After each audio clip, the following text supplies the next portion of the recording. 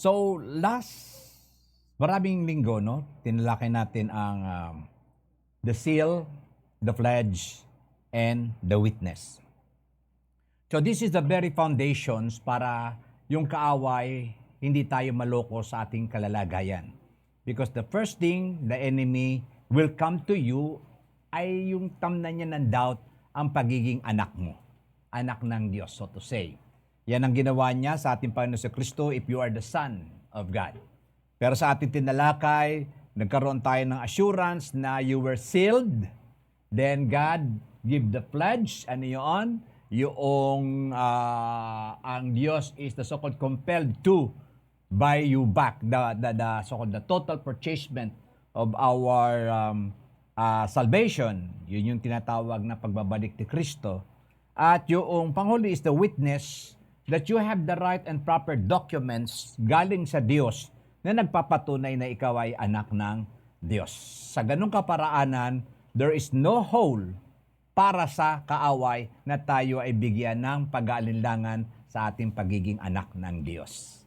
At meron pang mga bagay na kung saan ginagamit ng kaaway to doubt yung ating pagiging anak ng Diyos. Yan ang ating titingnan ngayong umaga, yung the Christian's inner struggle. So yan ang title ng ating pag-aaralan ngayong umaga, the Christian's inner struggle. As na ba yun? Ayan. Bakit may dalawang image dyan? Ano? Yung isa, black, yung isa, white. Okay. So, to start with, meron kasing isang Eskimo fisherman, no, doon sa isang lugar na kung saan meron siyang dalawang alagang dogs, no? Siguro dog lover ito no, kasi dogs. Pero magagalit si pastora dito kasi ginagawa niya. This dog between white and black, okay, they were taught, no, to them to fight on commands, no? So maglalaban sila by command. Hindi ito yung basta pag pinagsalpok mo yung yung hayop, maglaaway na. No, by command siya. Train niya yung kanyang dogs, no? After ng kanyang pagmamalakaya, no? Pagkahapon, pumupunta siya doon sa bayan mismo. That is a Saturday afternoon on town square. The people were gathered and these two dogs, okay, would fight and the fisherman would take bets. So, kukuha siya ng taya, no? Dala niya yung kanyang dalawang trained dogs, black and white, at pupunta niya doon. Pustahan, no? Tapos yung iba siyempre marahil pupunta doon sa puti, yung iba naman doon sa black. At ang mangyayari, pag-aawayin niya ngayon, yung aso niya. Okay. On one Saturday, the black dog would win. Doon sa isang linggo, ang mananalo ay yung itim na aso niya. On the other Saturday naman, yung white dogs would win. So, ganon ang nangyari. But the fisherman always won. Parati siyang nananalo, no? So, matalino ito matalino. Okay. Then, his friend began to ask him how he did it. So, tinanong siya kaibigan, paano mo nagagawa yun? Kada pupusta siya, panalo siya, no? Walang mintis yung kanyang pagkapanalo sa pustahan. Ito sabi niya. Ang sabi niya dito, this is the main focus ng ating discussion this morning. Sabi niya, he said, I starve one and feed the other. So sabi niya, kanyang ginugutom yung isa at yung isa ay binubusog. Okay. So therefore, sabi niya dito, makikita yan, the one I feed always wins because he is stronger. So mananalo nga naman yung kumain kesa doon sa in-starve or ginutom, no? Pero hindi lahat ng parating pagkain na ikaw panalo, no?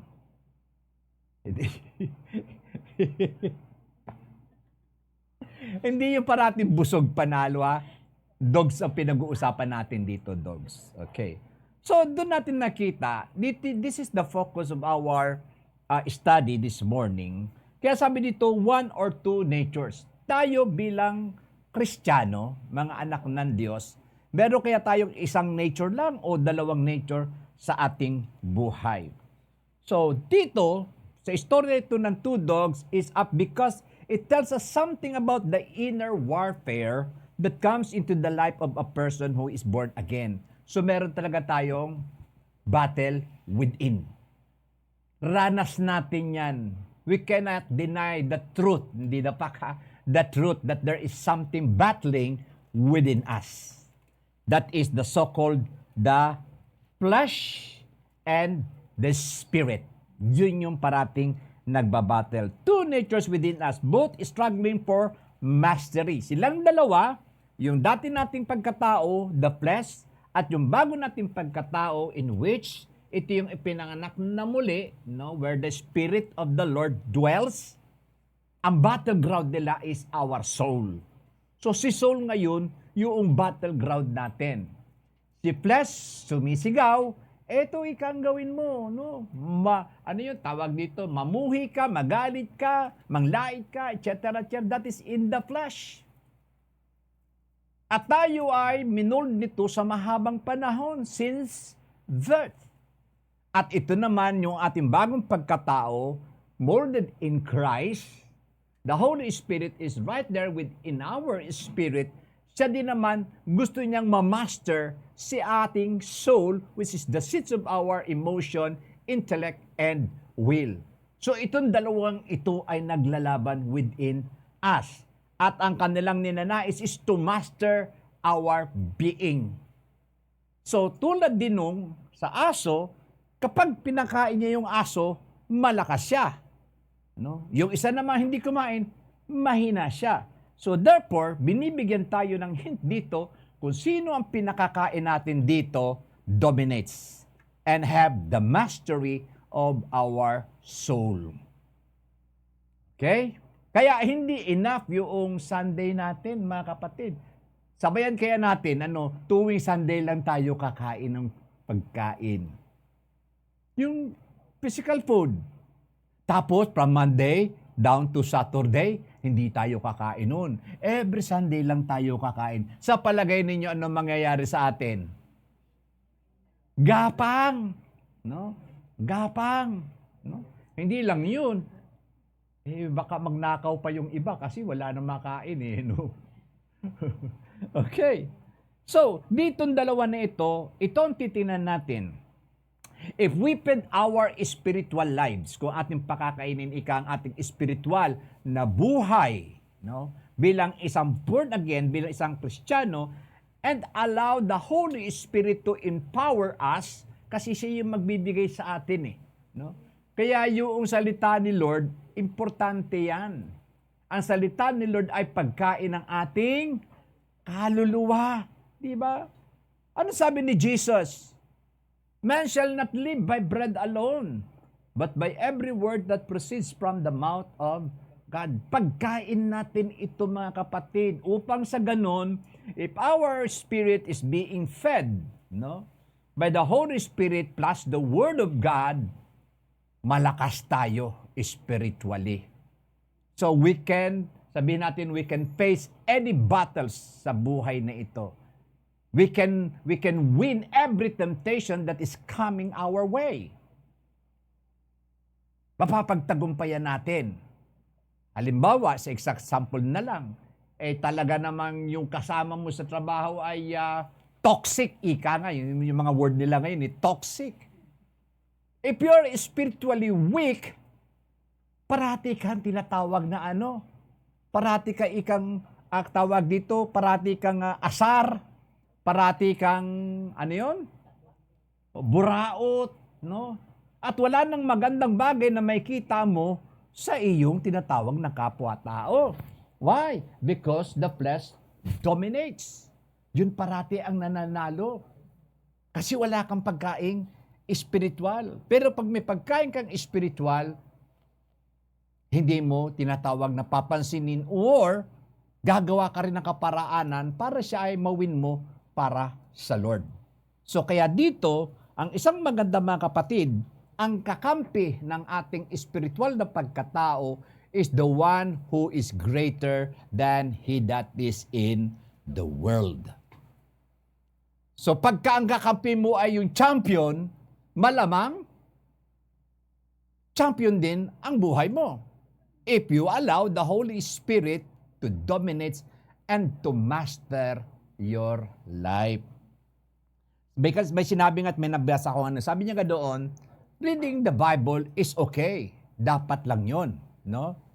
Pero meron pang higit na dapat mangyari doon, no?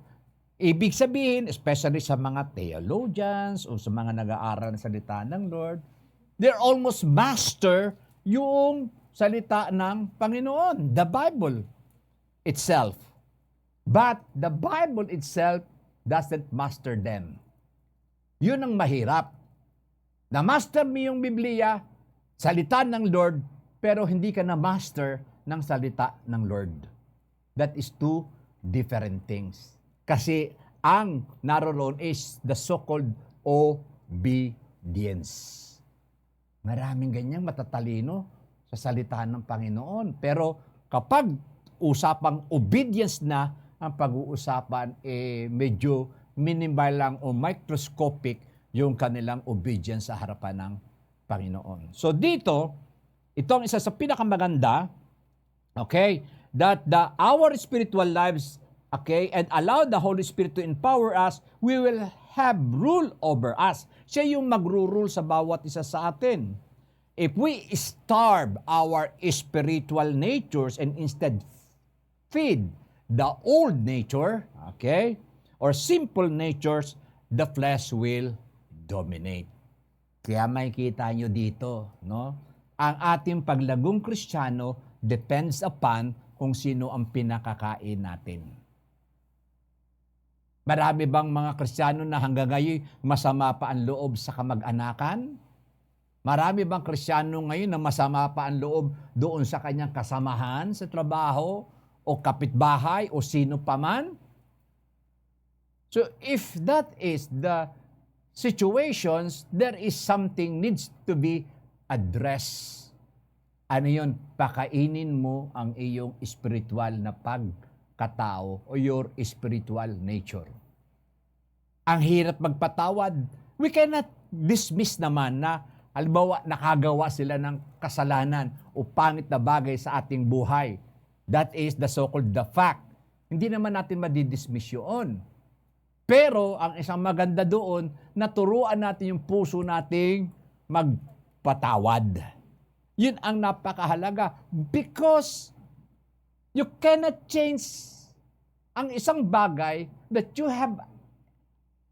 you don't have authority to change it because may sariling will naman yung tao na hindi mo pwedeng saklawan. Pero as for you, mas maganda marahil ay sumunod tayo sa Lord kasi ito ang magbibigay sa atin ng magandang buhay at payapa. Diba? May naalala tuloy ako. No? Misa sinesend ko doon sa couples eh. Sabi nung dalawa, mag-asawa kasi sila na nag-vlog. Sabi niya ganon. Naghiwalay sila. Hiwalay na sila nung kanyang asawa. Medyo mahaba-habang panahon na rin. Tapos, dumapit doon sa kaibigan yung babae. Sabi niya, Mare. No? Mare. Sabi niya, ganun. Alam mo, inis na inis ako dyan sa mister ko hanggang ngayon. Inis na inis daw. Sabi, bakit naman? Ewan ko. Basta nakikita ko sa naaasar ako. Ay, sabi naman nung kumaring niya ni Mars. No? Mars, karamihan Mars. Okay. Baka naman talaga mahal mo pa siya hanggang ngayon. Sabi naman niya, hindi. Sabi nga, naiinis ako. Sabi niya ganun. So, isa sa mga sign talaga yan na pag kayo naiinis sa mga bagay na nakikita mo siya na talaga namang may pitak pa siya sa puso mo. Sabi niya ganun. Hindi. Naiinis ako kasi masaya siya.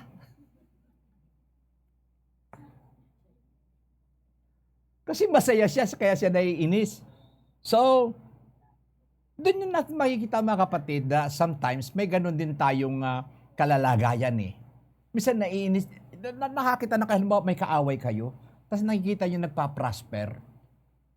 Diba? Ang gusto nyo nakita siyang nagdarahop, yung walang kakainin, diba? Yung balisa sa buhay. Tuwan-tuwa tayo doon sa ganun. That is the flesh that we have. Ganun ang gusto ng flesh. no? Mangutya, manghamak, manglait, no? Mag-isip ng hindi maganda sa kapwa, at hindi malayo yun if we are going to feed the flesh always sa buhay natin. Kasi siya yung malakas eh. Diba? For example, parating panalo si Black Dog. So, black is representing the flesh nature and the white nature. Kada fight, parating panalo si Black Dog. So, para makita natin yung kwento ng Eskimo fisherman na yun, simple lang. Parati siyang kumakain. Diba? Sa ating buhay, this will also the question we need to answer sa buhay natin, sino ang parating nagtatagumpay sa buhay natin? Isang linggong nakaraan, alalahanin natin, sino yung nag-dominate sa buhay natin mga nakaraang araw? Simple lang ang kasagutan doon. Kung sino yung pinakain mo o saan mo dinibote ang iyong panahon at oras, yun ang magdo-dominate sa buhay mo. Kapag dominated ang spiritual life mo, you have the devotions, reading the Bible, no? And you are attending the so-called the prayer fellowship. Oy, prayer fellowship ka pala, iniimbitahan ko kayo ha. Okay. So, magiging matatag ka. Kahit narinig mo yung kapitbahay mo na hindi maganda sinasabi sa iyo, stable ka. No? Stable ka. No? At siya yung unstable, siya yung aligaga na sasabihin ng mga bagay sa iyo, ay bayaan mo siyang problema. Basta ikaw, hindi ka na problema sa buhay. So dito, this two nature is nasa sa atin yan. The flesh and the spirit nature. The born-again nature natin and the old nature natin, yan ay naririyan. Ganon din sa mga kabataan. No? Ang isang magandang bagay lamang, mga kapatid, is that kung nag-i-struggle tayo sa buhay natin doing the right things, good things yun. Kasi isa sa mga katibayan na yun, meron tinatawag na Espiritu Santong suma sa iyo. If you don't have any struggle in doing wrong things, sorry na lang sa iyo. Hindi ka pa ipinanganganak na muli. Kasi wala pa yung new nature sa buhay mo. But, if you are struggling, there is a tinatawag na good sign sa buhay natin na tayo ay ipinanganak na sa kaharian ng Diyos because we are fighting, we're struggling, at meron tayong consciousness sa mga maling bagay na nagagawa natin. Iyon ang isa sa pinakamaganda. Isang magandang indicator na conscious na tayo, hindi kagaya before, pag tayo pinagsalitaan ng hindi maganda, magpapight back tayo. No? Kala mo naman, ganda-ganda niya. Retokado naman, di ba? May mga ganong mga pananalita. Ito yung mga karamihan eh, no?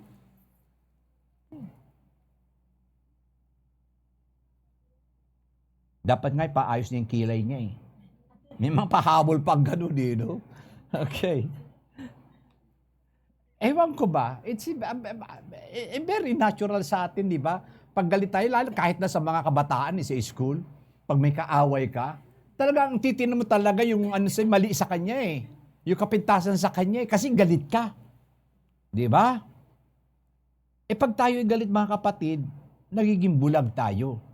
Kasi akala natin wala tayong kapintasan. Yung pala meron din. Di ba? Kaya iwasan natin yun. Kasi maubos lang yung energy yun. Sayang naman yung mang-inasal na kinain ninyo, na hindi nyo pinaalis yung, yung rice. Diyan ka lang. Di ba? Tapos doon mo lang pala uubusin yung energy mo. Wag naman. Okay. Romans 7:15, 21 and 23. Yan. For what I am doing, ito ang testimony ni Paul, no? Sa kanyang buhay, for which I am doing, I do not understand, for I am not practicing what I would like to do. So yun daw dapat niyang gawin at dapat niyang i-practice, yun ang hindi niya ginagawa. No? Maalala ko tuloy yung bata, practice ng practice, practice ng practice. Full jersey na, nakaano na, rubber shoes. Hindi pala ipapasok, naka-bench pala. Ano? Yun yung mga bagay na yun. Pero praktisado siya. Okay. Pero maganda na yun. Kasi anytime na ipasok siya, handa siya. Rather than, kumpleto ka sa jersey, wala kang practice, nga, pagdating sa loob ng court. Okay.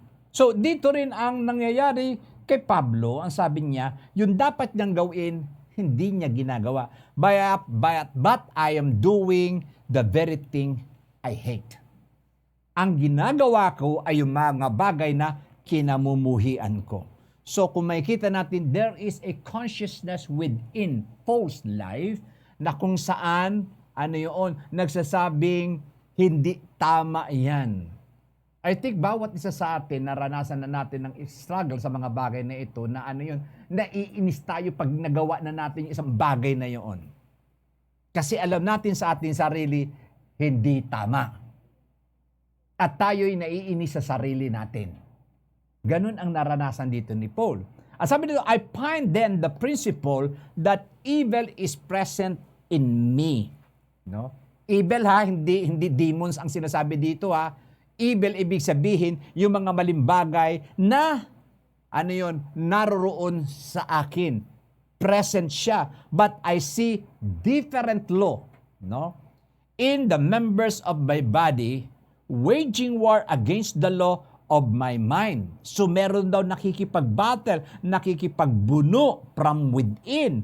Alam nyo, mga kapatid, ang pinaka-battleground natin is this mind.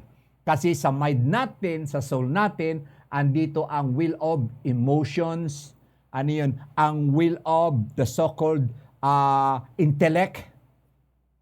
At dito tayo nagdi-decide sa buhay natin.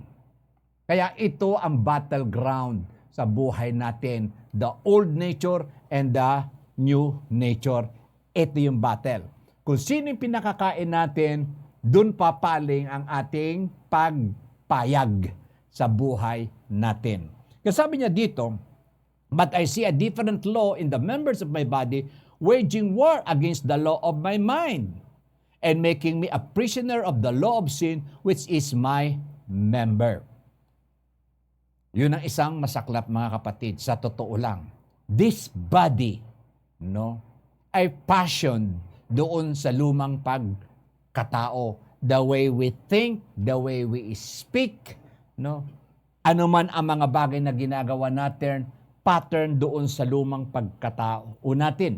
Nung hindi pa tayo napo-born again, So kasi doon sa Genesis, nakita na natin, it started when Adam and Eve sinned, the seed, yung seed ng kasalanan na itanim na sa entire human race. And what we are doing is exhibiting the fruit of that seed. Kaya kasalanan talaga ang ginagawa. Ang sabi sa Biblia, Romans, there is none righteous, no, not even one. But, nung tayo ngayon ay kumilala sa Panginoon, ang sabi doon, we were born again not because of the corruptible seed, but the incorruptible seed, the Word of God. Yan yung nakatanim natin dito. At ito yung kinakailangan palaguin natin sa buhay natin to topple down the old nature. Gugutumin natin si old nature, patatabain natin, palalakihin natin si new nature sa buhay natin. Kaya ito si new nature, ano pagkain dito? Sinabi naman ng Panginoon, man shall not live by bread, but by every word that proceeds from the mouth of God. Kaya yung unang ating spiritual na pagkain, ang salita ng Panginoon, and definitely the fellowship with the Lord. Many young Christians have said things like this to me from time to time, ang sabi ng writer. Since I become a Christian, ito sinasabi din, I believe. Ito rin naman sa atin at naging question ko rin ito sa aking buhay. Since I became a Christian, I have had a struggle within that I never had before. Mas may struggle ka ngayon kaysa nung hindi ka pa Kristiyano. Kasi nung hindi ka pa Kristiyano, okay lang. Pag nagsinungaling ka, no one bothers you, tama? even your conscience. So okay lang, kaya yung paggawa mo ng hindi tama, okay lang yun kasi walang nagbabother sa iyo. Siraan mo yung kaeskwela mo, mangopya ka, wala siya, hindi ka na titigatig. Pero ito ngayon ang pagkakaiba. Ang sabi nila, I did not know that I was such a sinner. I never wanted to sin like this before. I thought God had saved me from my sin. Yun na nga, niligtas na ako ng Panginoon sa kasalanan ko. Bakit may ganito pa akong tinatawag na nararamdaman? Tandaan niyo mga kapatid, magkaiba yung tayo ay iniligtas sa kasalanan, bunga ng kasalanan, which is the death, no, na yun ang ginawa ni Kristo sa bawat sa atin. Kasi yung kasalanan na yun is the so-called very obvious sa harapan ng Panginoon.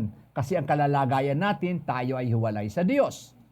When Christ redeemed us from the law of sin and death, yung penalty na yun, pinalaya na tayo doon.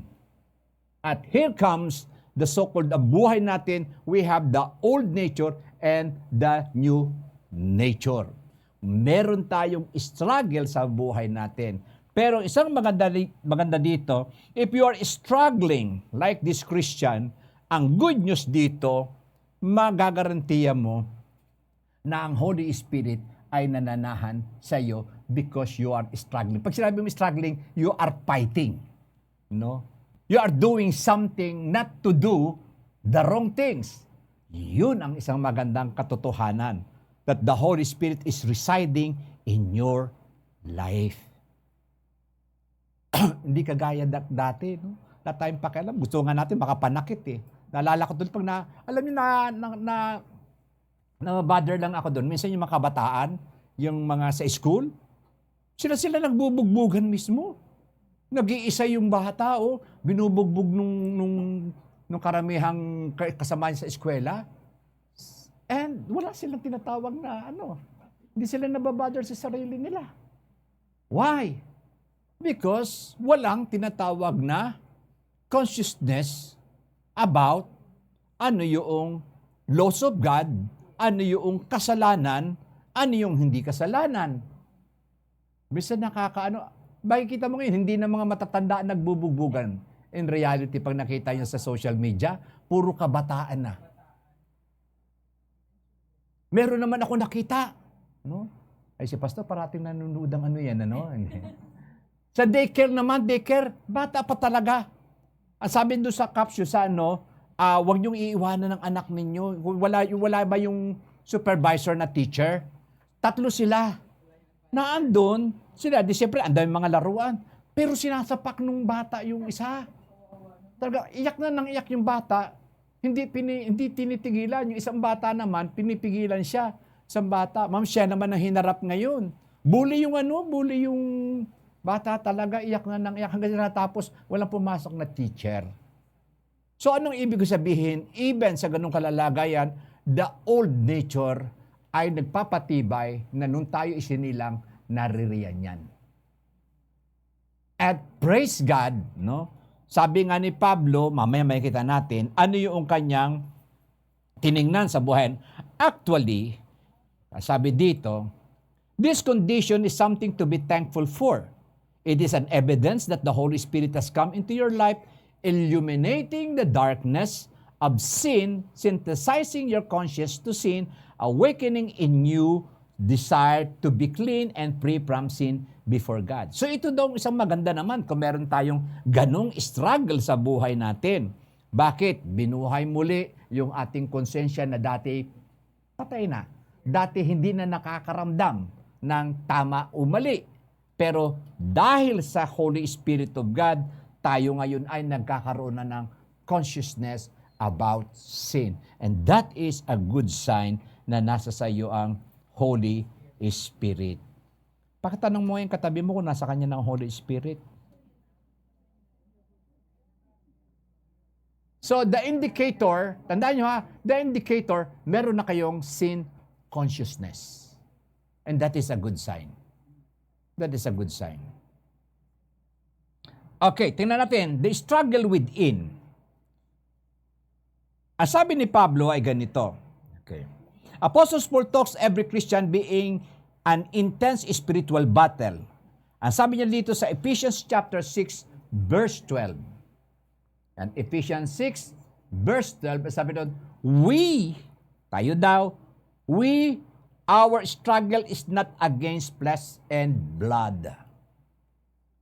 So, ibig sabihin, hindi daw flesh and blood ang ating tinatawag na struggle, no? So, ibig sabihin, the flesh and blood is right there sa atin. Yung dati nating nature na nahubog ang ating pagkatao is still right there. Kaya makita ninyo sa ating testimony, yung old Caesar, yung old na ganito, yun ang ginagawa, di ba, sa mga testimony. Pero salamat sa Panginoon kasi ito na yung ginagawa niya. That is the new nature na meron. Okay.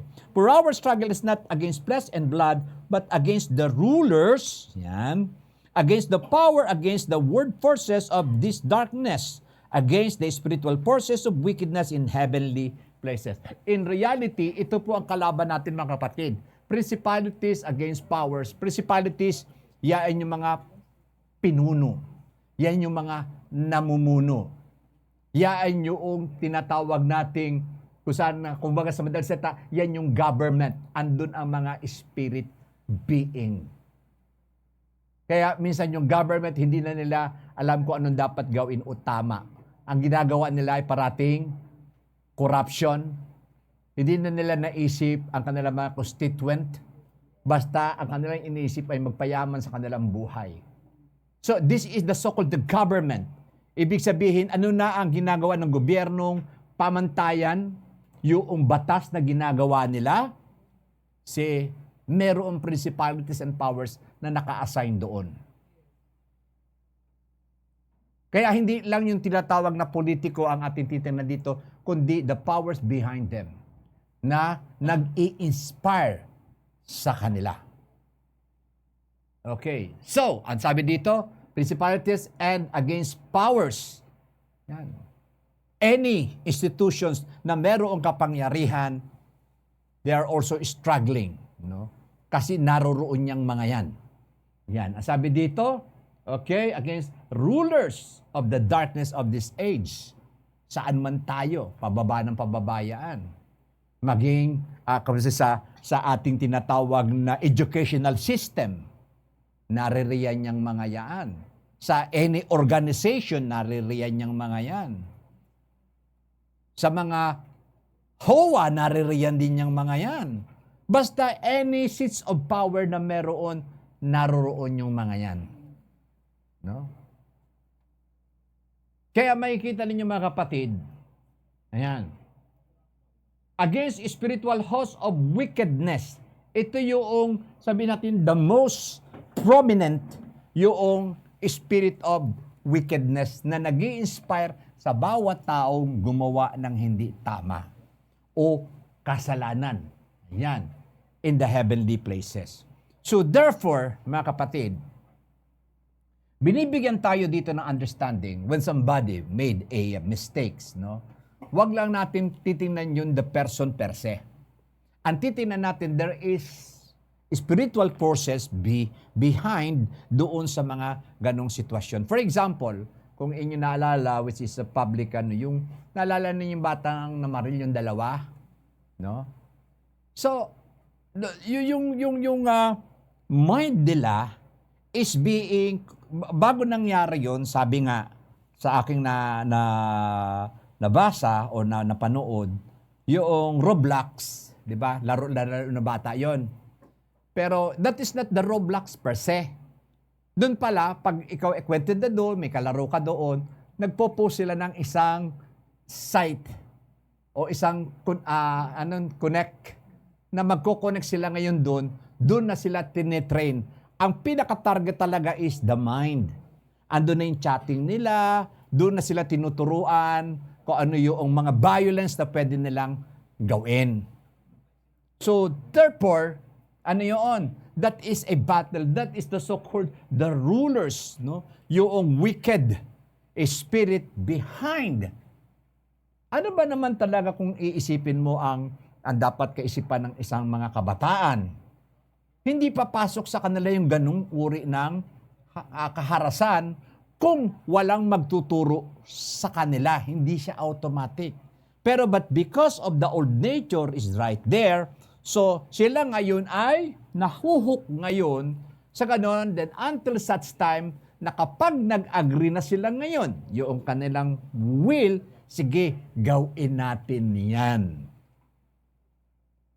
In reality, kung titingnan natin, there are principalities and powers behind doon sa mga kabataan na yun ay in-inject noong mga adults na naroroon na nagbibigay ng violence sa buhay ng mga bata.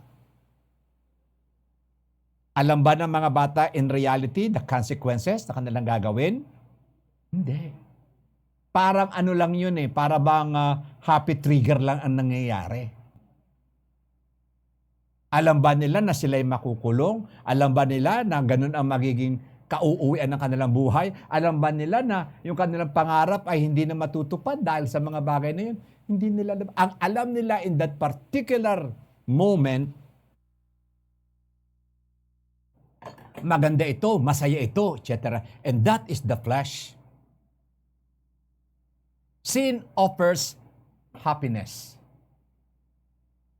Kaya lamang, that happiness ay may consequence. Hindi mo maiaalis yun. Sabi ko at parati ko sinasabi sa inyo, you can choose whatever you like. You can choose kung anong gusto mo sa buhay mo. And God will not forbid you sa pagpili. Pero, hindi mo kayang piliin ang resulta ng iyong pamimili. Kasi there is always a pathway of the choices na ginawa mo sa buhay mo. Diba? Natawa tuloy ako nung nagtuturo ako doon sa PNP. May mga, kasi doon, may mga, doon na NUP. Pasabi yung NUP, non-uniform personnel. At meron din naman mga pulis na mga dalaga pa sila. Yan. Sabi kong ganun, kasi pag pinag-uusapan talaga yung pag-ibig, kahit sila nagsisigawan pagka Sabi ko ganun, sabi ko may nabasa ako at which is true. Sabi yan, it's better to remain single forever. Sabi ko sa kanila, rather than choose a wrong person sa buhay mo. Bakit? The suffering na haharapin mo lang being a single person, ito lang yun. Pero if you marry a wrong person, wow! It will also forever, kaya lang forever na suffering ang iyong kakaharapin. See? Ay minsan because of the so-called alam niyo mga chuchu, panagpangita, uy, kumusta ka na? Either na, uy, mukhang tumataba ka.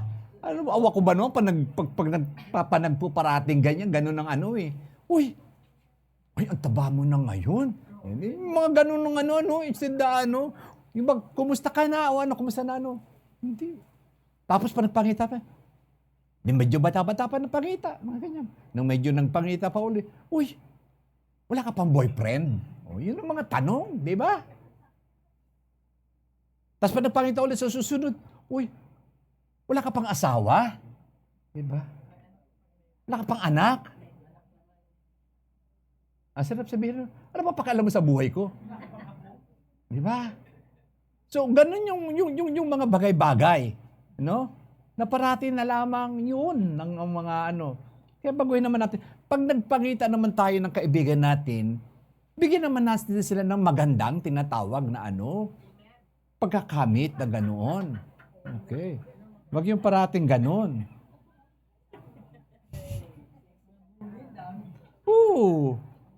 Nahirapan ako sa SM kahapon Kaya kita ko itong dalawa. Hinanap ko, dala-dala ko yung wells. Kasi sabi ni Pastor, bigay mo na yun doon sa para sa Hanap-hanap kong gano'n. Sabi ko, ang hirap hanapin. No? Marami akong pinagkakamalang sipat.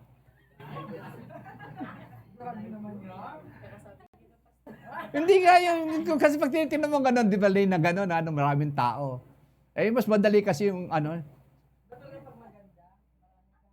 yun ang mo, maganda ka kasi, kaya madali kang hanapin. Mm.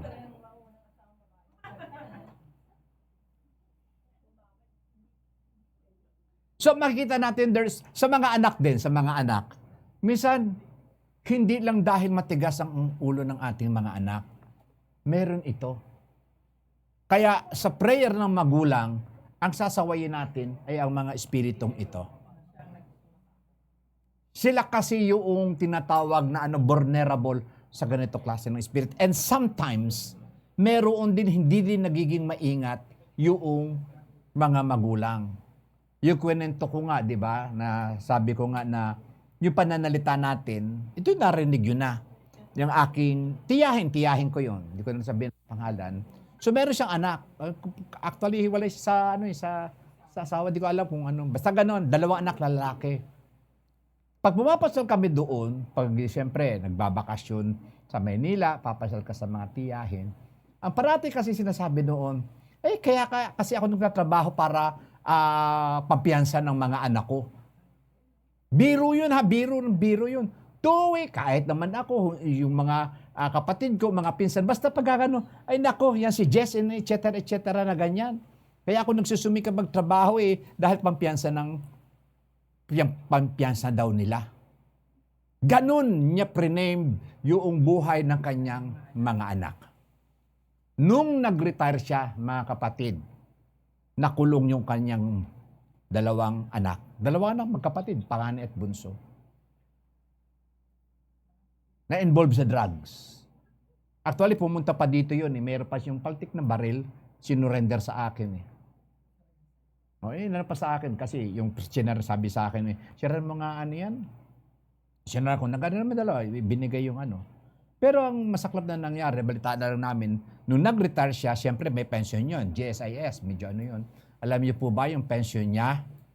Doon niya nailaan sa piyansa ng kanyang mga anak. Sinakulong. Why? Because of the declaration.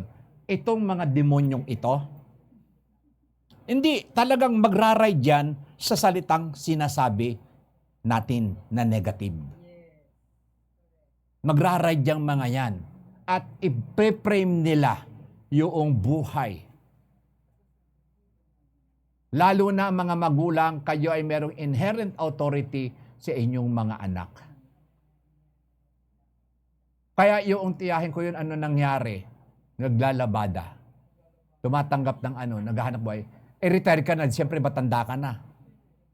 Pero nangyari yung sinasabi niya na yung kanyang nakuhang pension, pinampiyansa lang talaga doon sa kanyang 2 anak.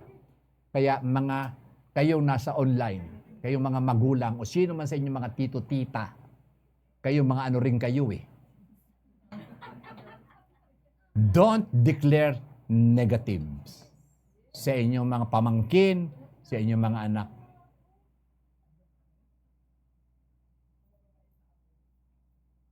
Kasi pwede tayo magbiro. Pero ito, hindi nagbibiro itong mga ito. Hindi nagbibiro yung mga yan. Kaya ingat tayo. Kasi si Pablo na mismo ang nagsasabi na yun, we wrestle not against flesh and blood, but against principalities, against powers, against the ruler of the darkness, against darkness of this age. And even si Pablo, sinabi niya mismo that the God of this world is the so-called satanic or Satan's is the God of this world. Kaya wherever you go, sa any government agencies or any powers na meron dito sa mundong ito, si Satanas ay nasa likuran ng mga bagay na yan. Bakit hindi magkaintindihan ng bansa sa bansa? Because of them. Sinusundot parati ang pride ng tao. See? At hindi rin tayo exempted doon if we allow. No? Kaya the two nature, sino yung bubusugin mo sa iyong buhay? Si black dog ba o si white dogs? Yung bang The new nature or the old nature? Tandaan niyo mga kapatid, ang total redemption pa natin ay mangyayari pa lang. Pero itong buhay na ito, itong katawan na ito, dapat makita natin kung saan dapat ito nakapaling at kanino dapat ito ipinasasakop. Yan. Ang sabi sa Galatians chapter 5:17, pakinggan ninyo. Galatians 5:17. Ang sabi dito, for the flesh, ayan, for the flesh, no, sets its desire, or dyan is lust, okay, lust against the spirit. So, magkabangga sila. Okay, ang sabi sa other translation, for the flesh set its desire against the spirit. Kaya yung desire ni spirit is contrary to the desire of the flesh. And the desire of the flesh is contrary to the desire of the spirit against the flesh. And these are contrary to one another, so that you do not do the things that you wished. Okay. Ang tanong, ano ang gagawin mo? Ang gagawin mo is that kung sino yung pinakakain mo, dun ka parati paling. Totoo yan mga kapatid. For the flesh sets its desire against the spirit, and the spirit against the flesh, for these are in opposition to one another, so that you may not do the things that you pleased. Dati-rati kasi walang kontra. Wala kang struggle. Paisipan mo, okay, approve yan, go. Pero ngayon, hindi na. Meron ng tinatawag na nangongontra sa buhay natin. Maraming kontrabida sa buhay natin. Mamaya sa couples, pag-uusapan natin yan. Nabasa niyo na pinadala ko sa inyo, ha? So, dapat nabasa niyo yan. Okay. So, let's take a look, rephrasing what Paul is saying. Ito sabi naman, before I heard the law of God and the good news of salvation, I did not know covetousness was sin. Sabi niya dito, bago daw dumating sa akin, no, nung narinig ko ang salita ng Lord, yung batas, no, ay hindi ko alam na kasalanan pala ang covetousness o pagkuha ng bagay na hindi sa iyo. Hindi pala kasalanan. Hindi ko alam. Kasi wala ang law. Ang sabi kasi sa Biblia, from the knowledge of the law comes the knowledge of sin. Pag wala kasi yung tinatawag na batas, mga kapatid, you cannot be convicted. Naalala nyo yung yung sinasabi ko parati sa inyo, yung love virus nun, na marami talagang, kumbaga sa sinira, that is a billion. Even the Pentagon, ay nakurap lahat ng kanilang But, yung tao na yun, na gumawa noon, no, ay hindi makasuhan sa korte. Kasi that time, walang tinatawag na cyber law.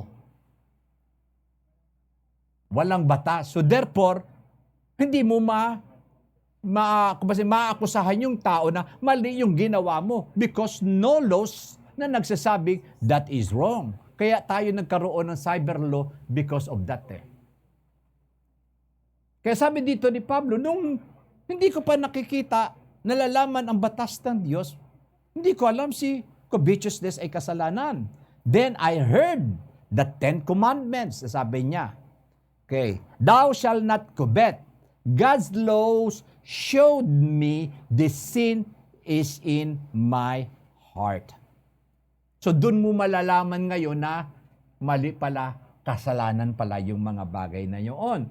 And I suddenly became keenly aware how much covetousness was alive, no? Wreaking evils within me, and I realized how great a sinner I was, doomed to die. Kaya mga kapatid, bago ka tinatawag na dumating sa pagsisisi, dapat malaman mo ang iyong kasalanan. And that is the importance, ang batas, kung bakit sa pag-preach ng gospel, hindi may iwasan yung tinatawag na pinopoint out sa atin na mali ang ginagawa natin. Kaya dyan nagagalit ang ibang tao na sinasabing yung righteous, proclaimed righteous ka. Hindi. Kasi pag sinasabi mo ang salita ng Lord at yun ay batas ng Lord, nagkakaroon ka ngayon ng consciousness about na mali yung ginagawa mo. Ang masaklap, pag wala yung ganung uri ng convictions, hindi mo ngayon makikita that you need a Savior sa buhay mo. And that is pinakamasaklap na pwedeng mangyari sa tao na kanyang tinitingnan na hindi niya kailangan ng tagapagligtas. That is the purpose of the law. The purpose of the law is not to condemn you, but give you consciousness na you need a Savior. But kung hindi mo makikita na kailangan mo ng tagapagligtas, then haharapin mo ang penalty of the wrongdoings na ginawa mo. Kaya mahirap yung wala ka ng tinatawag na God's awareness sa buhay. And I realized how great a sinner I was, doomed to die, but for Christ. As a Christian, I began to fight this evil desire within me, and what I struggle, I tried to stop coveting and envying, but I could not. So naroroon pa rin nung naging Kristiyano naman tayo. Hindi naman nawala yun eh. Pero dahil tayo ngayon ay sumusunod sa Diyos, the desire itself pa naroroon pa rin, pero napapagtagumpayan na natin. It's no longer a struggle for us. Pag may nakita ka isang bagay, dahil alam mo mali, ang gagawin mo pa nga, kukunin mo pa nga isang bagay at ibabalik mo kung kanino talaga yun. Di ba? Pero dati-rati, pag nakita mo isang bagay na ganun, wala na. Walang nakakakita. Di ba? Punta na doon sa Miss Bulalo. Dahil meron na siyang Pero ngayon, hindi. Kanino kaya ito? Ano itong bagay na ito? Okay. So, tandaan natin mga kapatid, meron tayong dalawang nature within us. Kung sino yung pinakakain natin, yun ang lalakas. Tandaan niyo yung sa Eskimo, yung fisherman. Paano natin malimutan yung ating preaching? Yung fisherman na yun, meron siyang 2 trained dogs. At siya'y parating panalo sa pustahan every Saturday. Bakit nanalo si White? Kasi binusog si Black. Bakit nanalo si Black?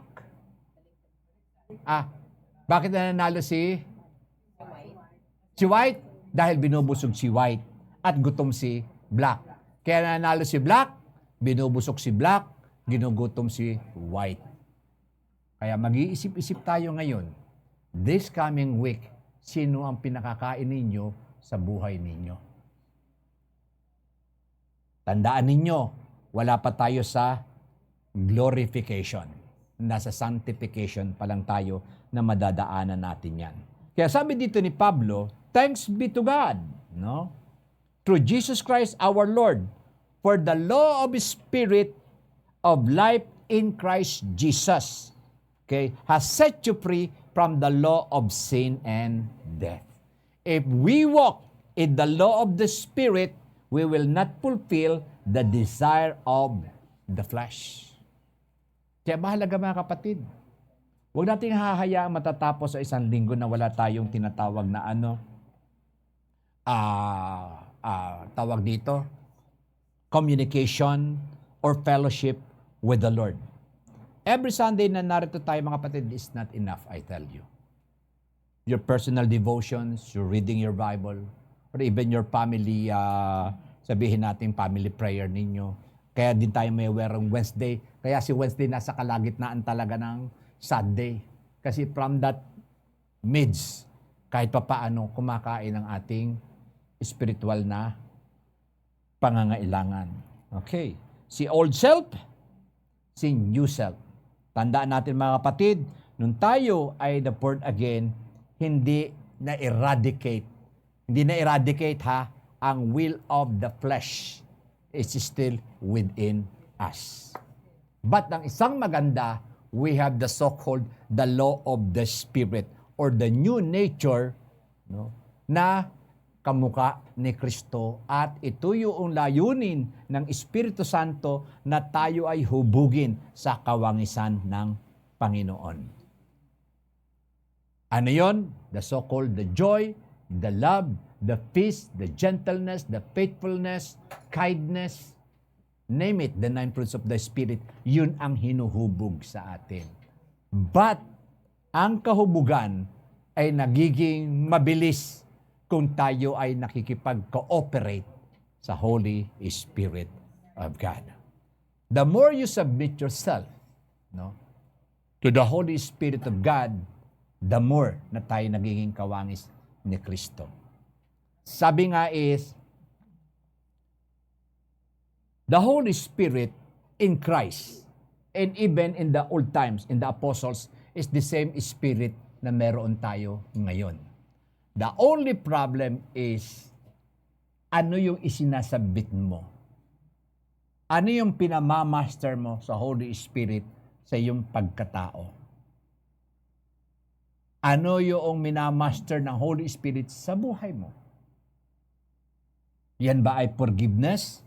Yan ba ay sabihin nating faithfulness? Yan ba ay kindness or gentleness?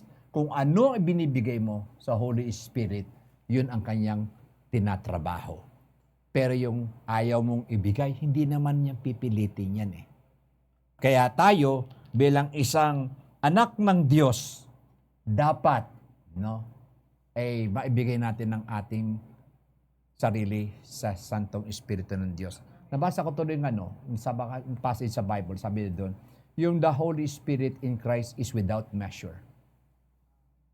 Wala kung ano yung kapangyarihan meron ng Holy Spirit, unlimited sa Panginoon. Why? Because His life is totally submitted. Kaya may kita ninyo, even Jesus Himself, ang sabi niya, yung kanyang ginagawa ay hindi nangganang sa Kanya, kundi ito ang ginagawa ng Espiritu Santo sa Kanya. His body is the legal point of entry para gawin ang mga bagay dito sa sanlibutan na ito. The miracle, yung kung ano yung pang mga bagay na nakikita nating kapangyarihan ni Kristo, and even the evil forces. Ano yung sabi niya doon?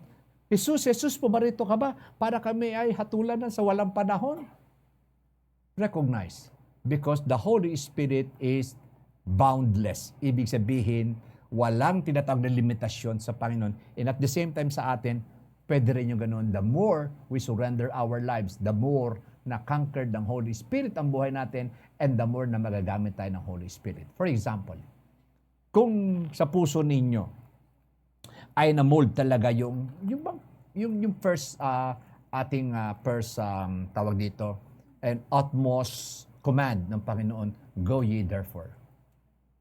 Kapag na-build sa atin ang pag-ibig sa mga lost soul, sa mga kaluluwa, doon sa especially yung walang kakayanan sa kanilang sarili, yung lost, pag yan ay na-build sa puso mo, hindi ka titigil na ikaw ay aabot ng kaluluwa at magtuturo ka ng salita ng Diyos sa kanila na ikaliligtas ng kanilang buhay. Why? Because mold sa iyo and the Holy Spirit ginagamit yung mga bagay na yun, and that is the reason why nakakapag-soul win ka. Kasi once you speak the word, the Holy Spirit opens the mind and the hearts of the people, kaya nila natatanggap ang salita ng Panginoon.